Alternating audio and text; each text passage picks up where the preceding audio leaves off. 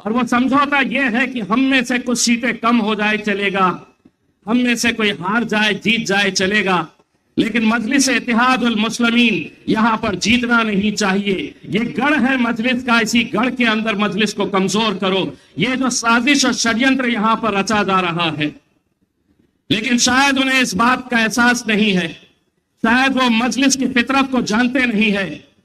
मैं अली जनाब अहमद पाशा कादरी साहब अक्सर अपने तकरीरों के अंदर एक बात कहते हैं, मजलिस की फितरत में कुछ ऐसी लचक है, तुम जितना उसे दबाओगे इतना ही वो उछल कर आएगी। और यही फितरत है कि आज इतनी साजिशें, इतनी कोशिशें होने के बावजूद भी यहां का जो माहौल है, मैं जिस होटल के अंदर रुका हूं वहां पर कांग्रेस के कुछ महाराष्ट्र के एमएलए भी आए हुए हैं। नाश्ते के ऊपर उनसे मुलाकात हुई, मैंने पूछा कैसे, यहां कैसे? तो बोले हम अपनी पार्टी के लिए आए हैं, प्रचार करने के लिए। मैंने कहा कि अब आ ही गए हैं तो 4 महीना टहल के आ जाओ, थोड़ी बिरयानी खा लो, सुलेमानी चाय पी लो और चलते बनो। इसलिए चलते बनो कि ये जो गढ़ है ये मजलिस का गढ़ है। और मैंने कहा कि आपने यहां पर अपनी पार्टी के लिए प्रचार किया, यहां का माहौल कैसा दिखा? तो उसने बड़े साफ शब्दों के अंदर कहा कि साहब रैली हमारी निकलती है, हम लोगों को इशारों में बताते हैं कि पंजे को वोट देना, और वहां से वो जवाब देता है मैं पतंग उड़ाने वाला हूं करके। तो ये फितरत है आपकी, और आज आप हमारी शान है, हमारी पहचान है ये शहर।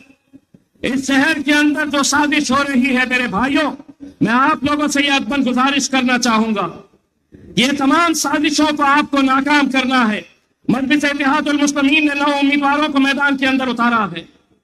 यकीनन एक एक सीट हमारे लिए मायने रखती है, इसलिए मायने रखती है कि आज अगर पूरे मुल्क में मजलिस इत्तेहादुल मुस्लिमीन पहुंची है तो आपकी वजह से पहुंची है। और मैं असद साहब को साफ तरीके से ये बताता चलूं कि हैदराबाद अगर है तो औरंगाबाद है, हैदराबाद अगर है तो बिहार है, दिल्ली है, झारखंड है, उत्तर प्रदेश है। आप हमारी नाक है, आप हमारी इज्जत है, हमारी पहचान है। जिस पार्टी के बारे में मेरे भाइयों कहा जाता था कि एक हैदराबाद की पार्टी है, एक इनका एमपी चुनकर आता है, और तंज करते थे, मजाक उड़ाते थे और ये कहते थे कि ये एक एमपी है और एक ही रहेगा हमेशा। लेकिन अल्हम्दुलिल्लाह ये आपकी दुआओं का नतीजा है। अब उस पार्लियामेंट के अंदर बैरिस्टर असदुद्दीन अवैसी साहब अकेले नहीं बैठते, उनका भाई भी जाकर वहां पर बैठता है। और किसने भिजाया?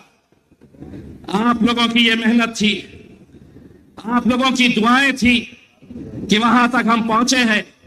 और तकलीफ उन्हें अब इसी बात की है कि एक असदुद्दीन अवैसी साहब तो पूरे पार्लियामेंट को हिला देते थे, ये दूसरा भी आया है तो कुछ कम नहीं बोलता है। ये तकलीफ